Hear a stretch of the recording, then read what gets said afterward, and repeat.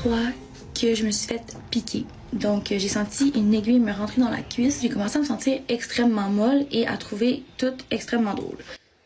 Petit extrait d'un témoignage qui a beaucoup circulé sur les réseaux sociaux. Des festivaliers, surtout des femmes, piquées à leur insu avec une seringue et qui terminent leur soirée à l'hôpital.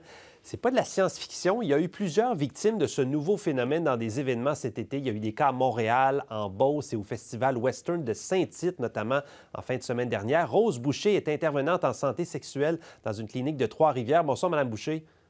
Bonsoir. Ça semble être une nouvelle mode chez nous. Ça vous inquiète de voir ça, j'imagine? C'est très inquiétant, d'autant plus que ça prend de la vélocité, j'ai l'impression. C'était des cas isolés, puis on en entend de plus en plus parler. Comment ça se passe pour ceux qui connaissent pas ça exactement? Qu'est-ce qui arrive quand ça se produit? Les cas semblent être davantage dans des situations où il y a des foules. Donc, par exemple, un festival, un spectacle où il y a beaucoup de gens, peut-être même dans des bars, des clubs. Puis la personne va carrément sentir la piqûre se passer.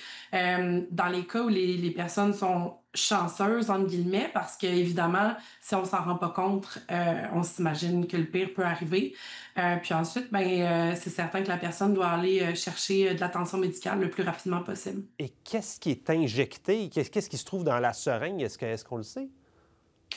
C'est variable. C'est aussi la raison pourquoi on conseille aux personnes d'aller consulter le plus rapidement possible.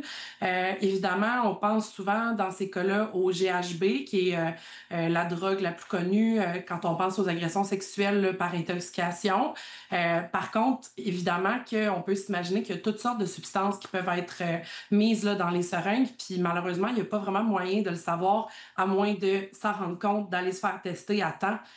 Puis que les tests soient capables là, de détecter c'est quoi la substance. Là.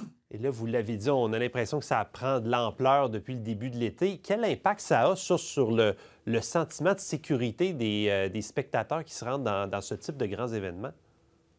Mais je pense que ça sème la peur. J'ai l'impression que la tactique de l'aiguille joue particulièrement sur la peur, la terreur. Il y a quelque chose de très violent dans la méthode. Donc, évidemment, je pense que de manière générale, les femmes, je nomme les femmes surtout parce que quand on regarde les statistiques, évidemment, au niveau des agressions sexuelles, c'est majoritairement des femmes. Mais ça peut insécuriser les personnes, amener de l'hypervigilance, puis finalement amener peut-être même de l'évitement entièrement là, de ces situations-là. Oui, et là, on avait, la drogue du viol dans un verre. On peut surveiller nos consommations, mais là, dans ce type d'attaque-là, est-ce qu'il y a quelque chose qu'on peut faire pour les prévenir? C'est certain qu'il y a des choses qu'on peut mettre en place pour réduire les risques au maximum. J'aime toujours penser aussi au côté systémique de tout ça, comment comme société, on peut mettre des choses en place. Au niveau individuel, j'encourage les personnes à se développer un système pour rester en contact avec les personnes avec qui elles se sont déplacées, donc les amis, les copains, les copines, les chums, les blondes, de garder un œil là, sur les personnes avec qui on est dans notre groupe.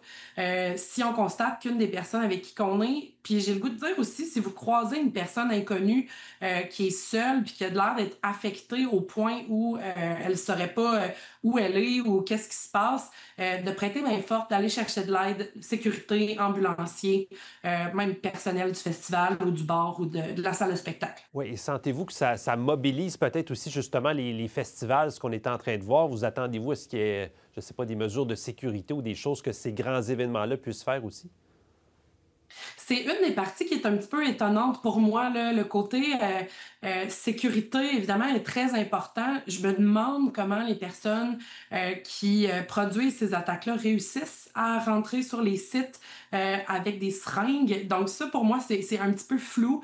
Je pense que les festivals, de plus en plus, sont sensibles à toutes ces réalités-là. Je pense, par exemple, au festif à Baie-Saint-Paul qui a une tente là, très, très, très en évidence sur le site avec des personnes intervenantes psychosociales, des personnes, du personnel médical. Donc, de plus en plus, les festivals là, sont sensibles à tout ça. Les seringues, c'est comme une tournure un petit peu inattendue là, de tous. Donc, à voir comment on va pouvoir prévenir ça là, au niveau logistique. Oui, espérons que ça ne se répande pas davantage. En tout cas, mieux vaut en parler pour être au courant et être informé. Rose Boucher, merci beaucoup de nous avoir parlé. Merci beaucoup.